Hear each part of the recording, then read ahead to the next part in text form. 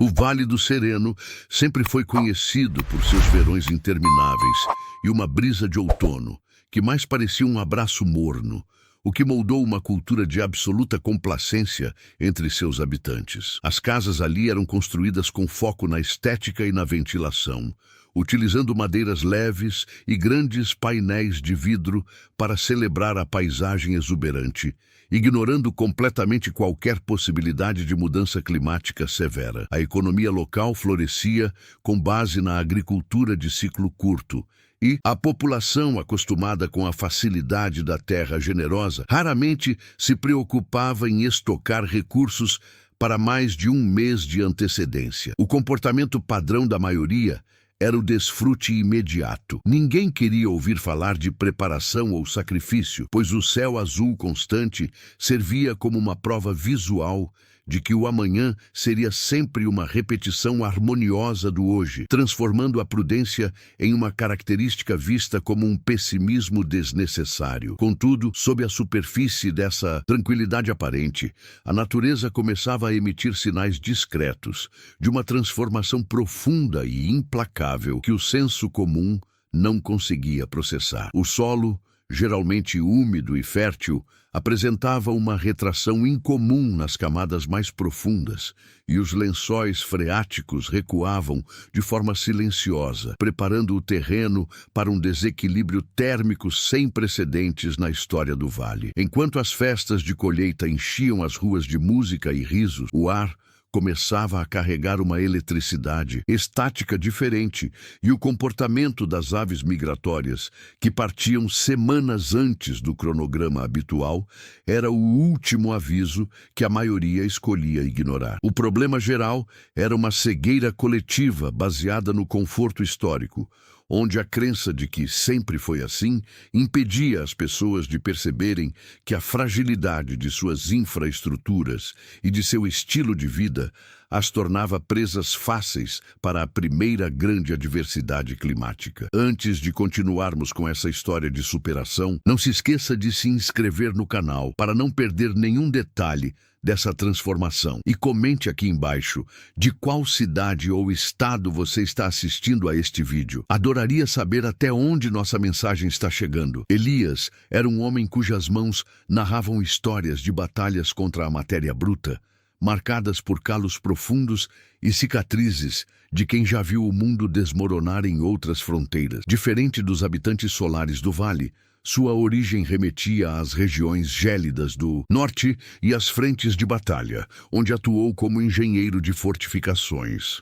Uma experiência que moldou sua visão de mundo sob a ótica da sobrevivência e da funcionalidade absoluta. Ele possuía um temperamento silencioso e observador, preferindo o som do impacto da picareta no solo ao ruído das conversas vazias na praça central. Para Elias, a natureza não era um cenário decorativo, mas um sistema complexo de forças que exigia respeito e entendimento técnico. Sua motivação principal não era a busca pela riqueza ou pelo status, mas a preservação da vida através da preparação meticulosa, acreditando fervorosamente que a paz é apenas o intervalo entre dois conflitos. Seu diferencial cognitivo residia em uma capacidade analítica extraordinária, de ler padrões em pequenos detalhes que passavam despercebidos pelo olho comum. Enquanto os vizinhos admiravam o pôr do sol, Elias estudava a densidade das nuvens e a velocidade com que o musgo se fechava na face sul das rochas, interpretando esses dados como um alerta de um inverno rigoroso que se aproximava. Ele não confiava na sorte ou em tradições baseadas em tempos de bonança. Sua mente trabalhava constantemente em cálculos de resistência de materiais e isolamento térmico. Essa perspectiva pragmática o isolava emocionalmente do resto da comunidade, mas lhe conferia uma resiliência inabalável. Ele estava disposto a ser visto como um pariá, se isso significasse estar pronto para quando a realidade batesse à porta, movido por um código de conduta interno que priorizava a verdade dos fatos sobre o conforto das ilusões coletivas. Enquanto o vilarejo celebrava o auge da estação com a construção de novas varandas de vidro e jardins suspensos, Elias tomou uma decisão que chocou a comunidade. Ele começou a escavar o terreno de sua propriedade com uma profundidade alarmante. Em vez de erguer colunas leves para aproveitar a vista, ele encomendou toneladas de pedra bruta e argila pesada, iniciando a fundação de algo que mais parecia uma casamata militar do que uma residência familiar. Ele ignorou os arquitetos locais que sugeriam o uso de madeiras nobres e arejadas, optando por erguer paredes de espessura tripla, cavando metros abaixo da linha do congelamento para instalar sistemas de tubulação que ninguém compreendia. O som constante de sua marreta quebrando o granito ecoava como um metrônomo sombrio em meio à música festiva das tabernas, marcando o início de uma obra que desafiava toda a lógica estética e social estabelecida no Vale do Sereno. Essa ação parecia absurda para os vizinhos porque ia contra o princípio fundamental daquela sociedade, o aproveitamento máximo do sol e do frescor. Aos olhos do senso comum, Elias estava desperdiçando sua pequena fortuna e seu tempo enterrando pedras em um solo que nunca havia enfrentado nada pior do que uma geada leve. Para os habitantes, construir uma casa sem grandes janelas e com paredes de quase 1 metro de largura era um erro arquitetônico grosseiro, um atentado ao bom gosto que desvalorizava o terreno e demonstrava uma paranoia injustificada. O contraste era gritante entre a leveza das estruturas vizinhas e a brutalidade da construção de Elias. Ele estava criando um ambiente claustrofóbico e escuro em um lugar feito para a luz.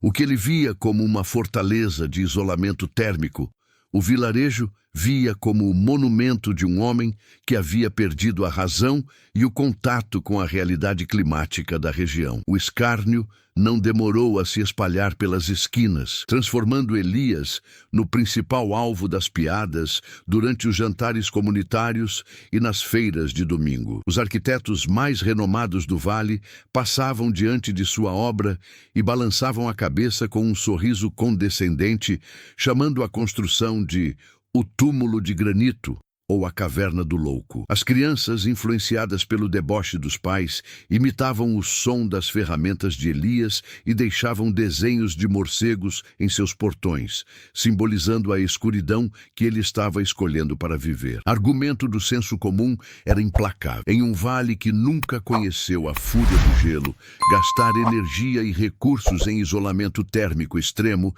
era uma prova de insanidade financeira e técnica. Ele era visto como um homem que estava lutando contra um inimigo imaginário, um pessimista que se recusava a abraçar a alegria coletiva que o clima perfeito proporcionava a todos os outros. O isolamento social de Elias tornou-se absoluto à medida que as paredes de sua fortaleza subiam, bloqueando a visão das colinas que todos tanto prezavam. Amigos de longa data deixaram de visitá-lo, temendo que sua loucura fosse contagiosa ou simplesmente por sentirem desconforto diante de sua seriedade inabalável. Nas raras vezes em que ele ia ao mercado, o silêncio se instalava, quebrado apenas por cochichos sobre como um homem tão habilidoso podia ser tão cego para a beleza óbvia do vale. O descrédito era tamanho que até os fornecedores de materiais começaram a cobrar adiantado, duvidando que aquela estrutura bizarra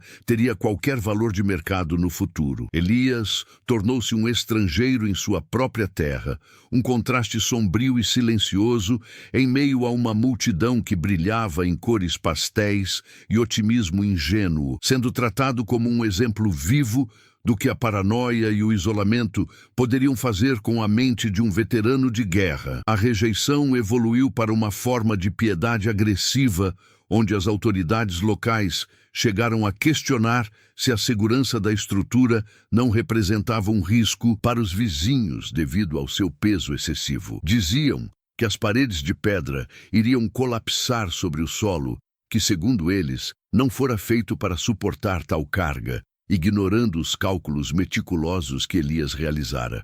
O senso comum ditava que a inteligência estava em seguir o fluxo da maioria e em investir naquilo que trazia prazer imediato e visibilidade social. Ao optar pela funcionalidade invisível e pela segurança estrutural bruta, Elias quebrou o contrato social da aparência que sustentava o vale. Ele era o lembrete incômodo de que a vulnerabilidade existia e, por isso, a comunidade precisava ridicularizá-lo para proteger a própria ilusão de invencibilidade que suas casas de madeira e vidro representavam em um mundo que eles acreditavam ter domado completamente. Por trás de cada pedra assentada e de cada camada de argila existia uma engenharia de sobrevivência refinada que os moradores do vale jamais conseguiriam conceber em seu estado de conforto. Elias não estava apenas empilhando rochas. Ele estava criando um sistema de inércia térmica passiva,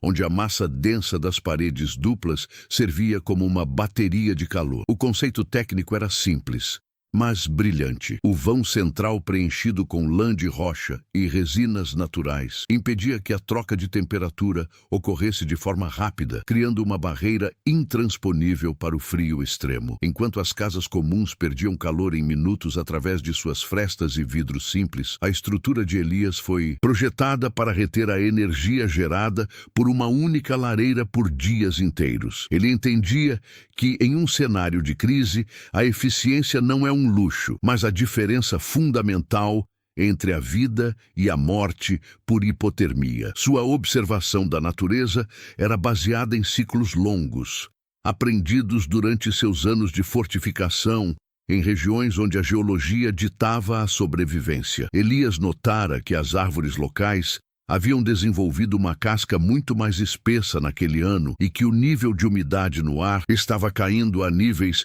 que indicavam uma frente polar de magnitude secular. Ele aplicou o raciocínio prático de que o solo é o melhor isolante natural. Por isso, instalou um sistema de ventilação subterrâneo, conhecido como Poço Canadense, que pré-aquecia o ar externo usando a temperatura constante da terra antes mesmo de ele entrar na casa. Cada detalhe, desde o ângulo agudo do telhado projetado para fazer a neve deslizar antes de se acumular, até as molduras de ferro que evitavam a deformação das aberturas, era uma resposta técnica a desastres que o vale considerava impossíveis, mas que a história geológica garantia que aconteceriam. A lógica de Elias também se baseava na autonomia de recursos, algo que a cultura de consumo imediato do vilarejo havia esquecido completamente. Ele sabia que, quando a grande tempestade chegasse, as linhas de suprimento e as estradas seriam as primeiras a falhar. Por isso, sua caverna incluía um porão seco e ventilado, construído com um sistema de drenagem interna para evitar qualquer infiltração decorrente do degelo futuro. O conhecimento técnico simplificado que ele aplicava era, na verdade, uma síntese de física térmica e observação climática rigorosa. Ele não estava construindo para o clima que o vale tinha, mas para o clima que o vale teria quando a anomalia cíclica se manifestasse. Para ele, o verdadeiro raciocínio prático consistia em preparar-se para o pior cenário possível, garantindo que a estrutura física fosse capaz de sustentar a vida sem depender de qualquer auxílio externo ou tecnologia frágil. A execução do projeto exigiu de Elias uma disciplina que beirava o ascetismo, trabalhando sob o sol escaldante enquanto outros relaxavam nas tabernas. Ele enfrentou dificuldades técnicas imensas, como a vedação de frestas invisíveis com uma mistura de resina de pinheiro e cal, garantindo que a casa fosse hermética. Cada pedra de granito era içada manualmente com um sistema de polias que ele mesmo desenhou, uma tarefa exaustiva que testava os limites de sua resistência física. Enquanto o vilarejo se preparava para o Festival da Colheita, Elias estava focado em decisões práticas, como a instalação de uma lareira central feita de pedra-sabão, conhecida por sua capacidade superior de irradiar calor de forma lenta e constante. Ele não buscava pressa, mas sim a perfeição em cada junta de argamassa, sabendo que o menor erro de isolamento poderia se tornar uma ponte térmica fatal quando a temperatura despencasse. Pequenos sinais de que sua teoria estava correta começaram a surgir durante as madrugadas mais frescas do fim do outono. Enquanto seus vizinhos já precisavam acender pequenas fogueiras para espantar o orvalho matinal que penetrava pelas paredes de madeira, Elias percebia que o interior de sua construção permanecia em uma temperatura estável, sem o uso de qualquer combustível. A massa térmica das pedras começava a trabalhar a seu favor, absorvendo o calor do sol durante o dia e liberando-o suavemente à noite. Ele passou a estocar lenha seca e alimentos desidratados em seu porão reforçado, selando os recipientes com cera para evitar a umidade. Cada fresta vedada e cada quilo de mantimento guardado eram passos em uma estratégia de defesa silenciosa. O processo era lento e solitário, mas a sensação de que a estrutura estava ganhando vida térmica dava a Elias a certeza de que o esforço não seria em vão. A fase final da preparação envolveu a blindagem das aberturas e a inspeção rigorosa do telhado. Elias instalou as janelas de vidro triplo,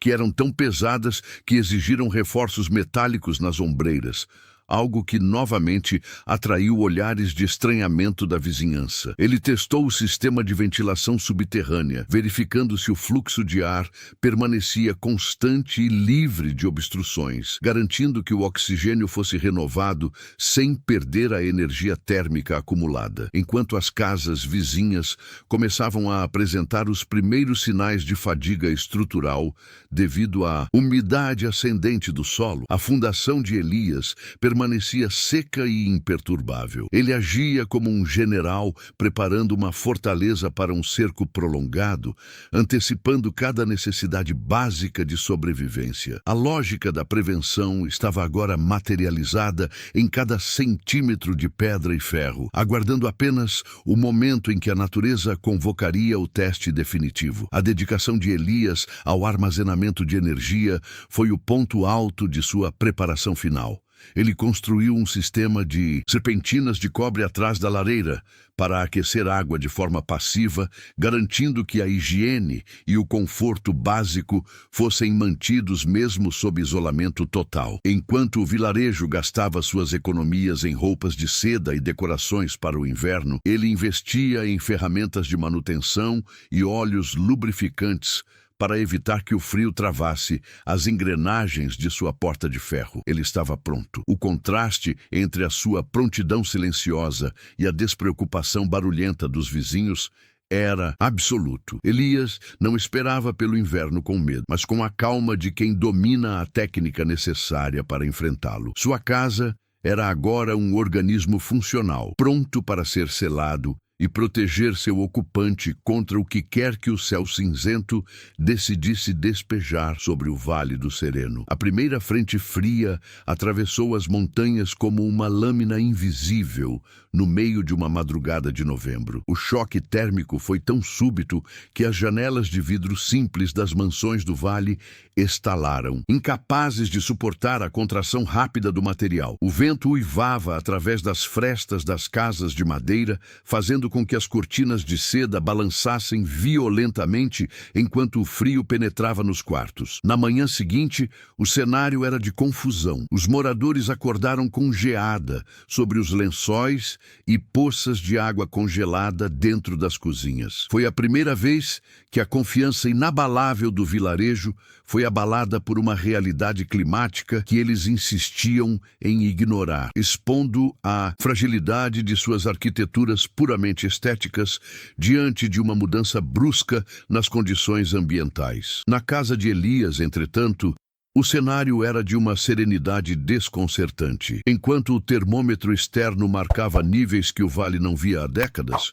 o interior da estrutura de pedra mantinha uma temperatura agradável, sem que uma única tora de madeira precisasse ser queimada na lareira. A massa térmica das paredes duplas, que havia absorvido o calor das últimas semanas de sol, agora agia como um escudo protetor, devolvendo a energia para o ambiente interno de forma gradual. Elias observava pela pequena fresta de sua janela reforçada o caos que se instalava lá fora, vendo seus vizinhos correndo para cobrir as plantas e selar janelas com panos improvisados. A eficiência técnica de seu projeto provou, em poucas horas, que a caverna era o único ambiente verdadeiramente controlado de toda a região. A comparação implícita tornou-se inegável quando os líderes do vilarejo se reuniram na praça central, tremendo sob casacos finos, enquanto discutiam o que chamavam de anomalia passageira. Eles olhavam para a chaminé de Elias, que ainda não soltava fumaça,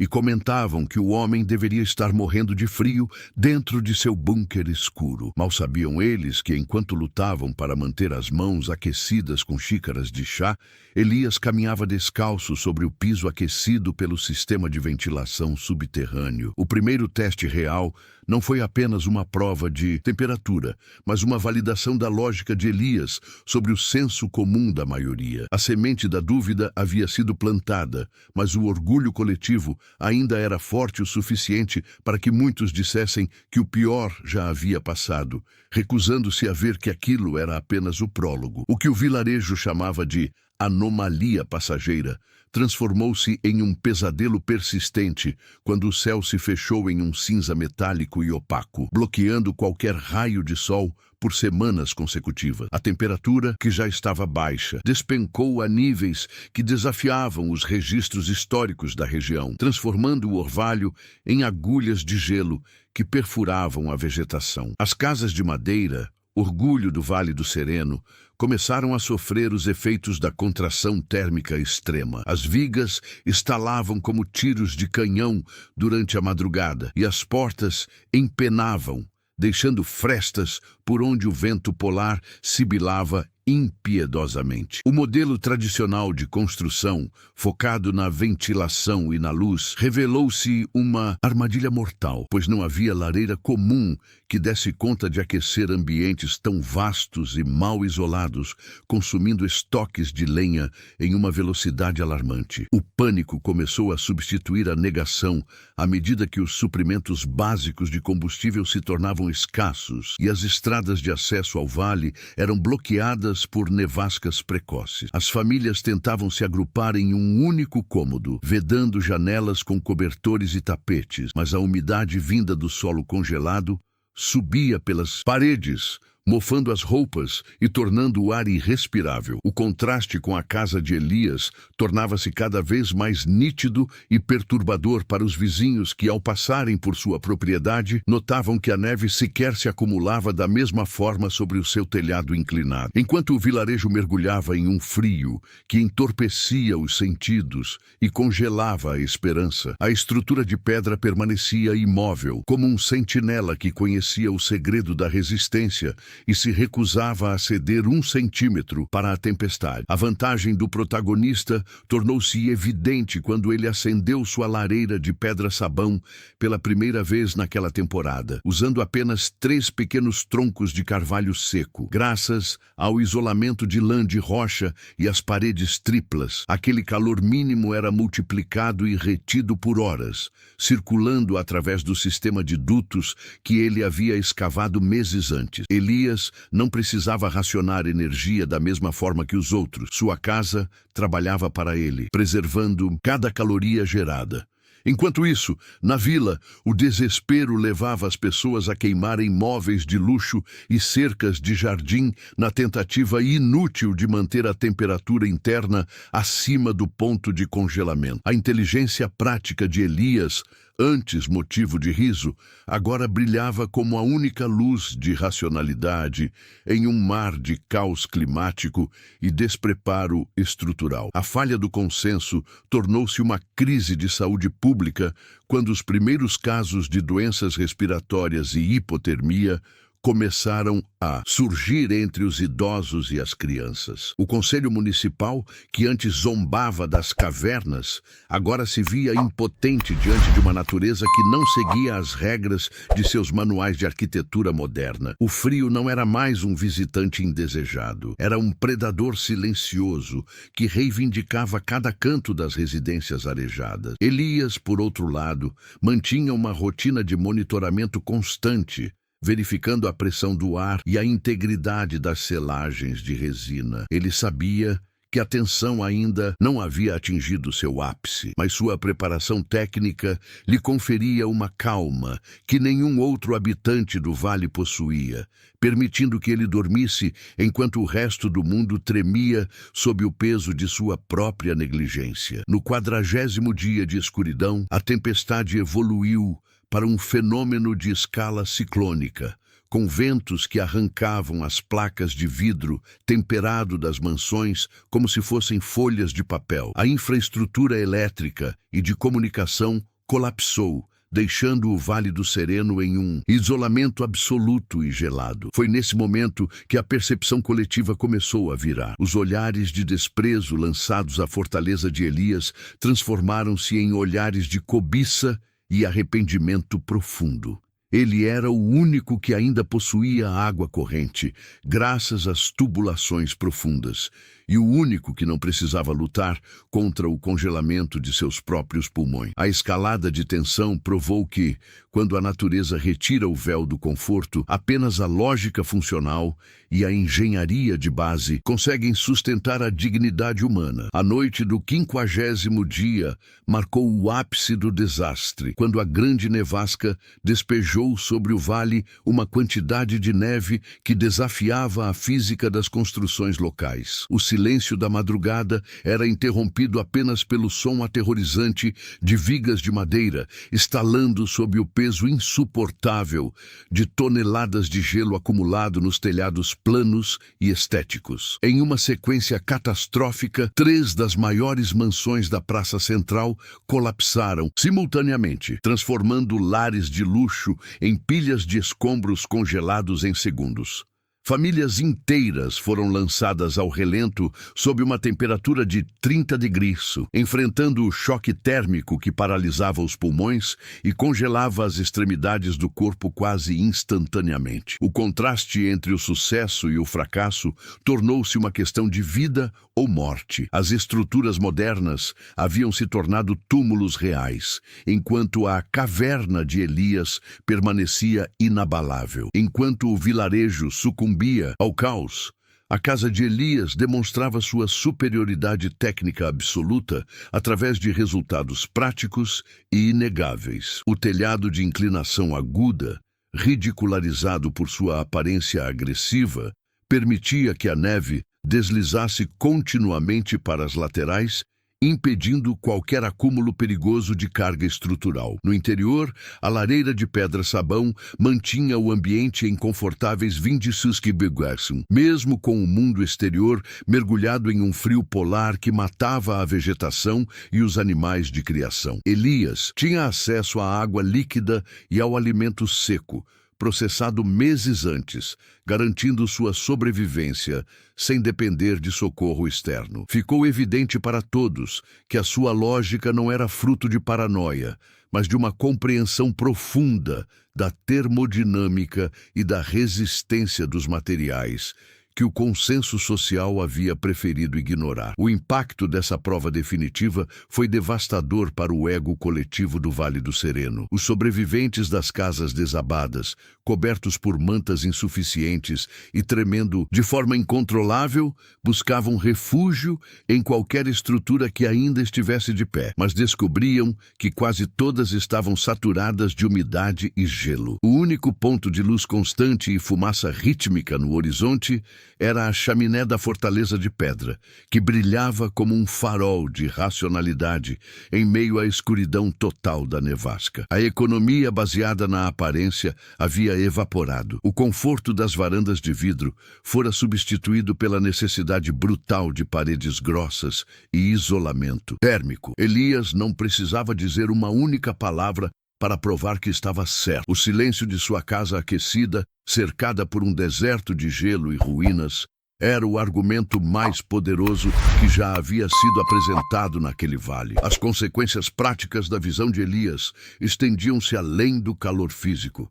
Tratava-se de uma vitória da engenharia sobre a esperança cega. Enquanto os vizinhos perdiam tudo o que possuíam para a umidade e o colapso, Elias preservava sua saúde, seus recursos e sua dignidade. A prova definitiva não foi apenas sobre quem tinha a melhor casa, mas sobre quem possuía a melhor compreensão da realidade.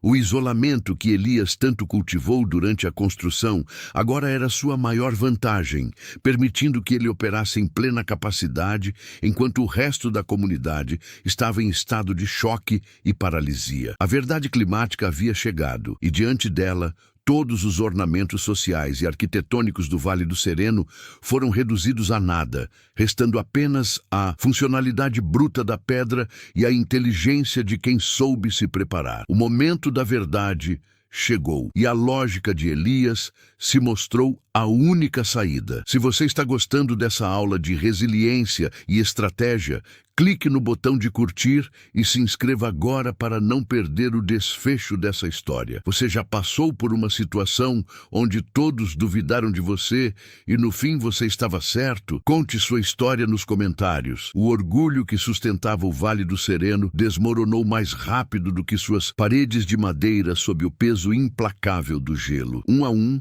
os vizinhos que antes lideravam as zombarias e as piadas sobre o túmulo de granito agora se arrastavam pela neve alta, batendo com os nós dos dedos congelados na pesada porta de ferro de Elias. Não havia mais espaço para o sarcasmo ou para a superioridade estética.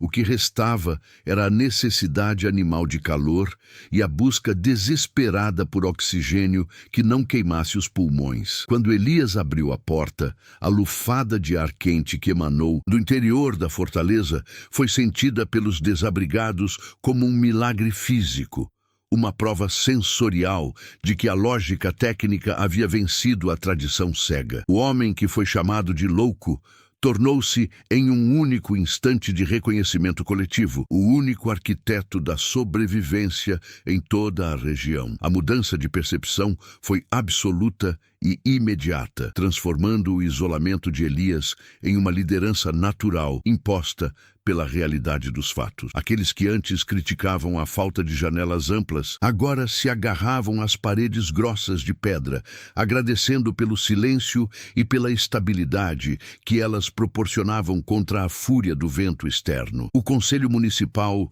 antes arrogante, agora buscava a orientação de Elias sobre como gerenciar os poucos recursos de lenha que restavam e como reforçar as estruturas que ainda não haviam cedido. O descrédito deu lugar a uma busca frenética por cópia da solução. As pessoas começaram a observar cada detalhe da casa de Elias, tentando entender como o sistema de ventilação subterrâneo funcionava para tentar replicá-lo em condições precárias. Ele não era mais o paria, ele era o detentor da única tecnologia que realmente importava no novo mundo gelado. A atitude em relação ao protagonista mudou da piedade agressiva para um respeito que beirava a reverência, misturado com uma ponta de remorso silencioso. Elias, contudo, não usou sua validação final para humilhar aqueles que o ridicularizaram. Ele apenas abriu espaço no chão aquecido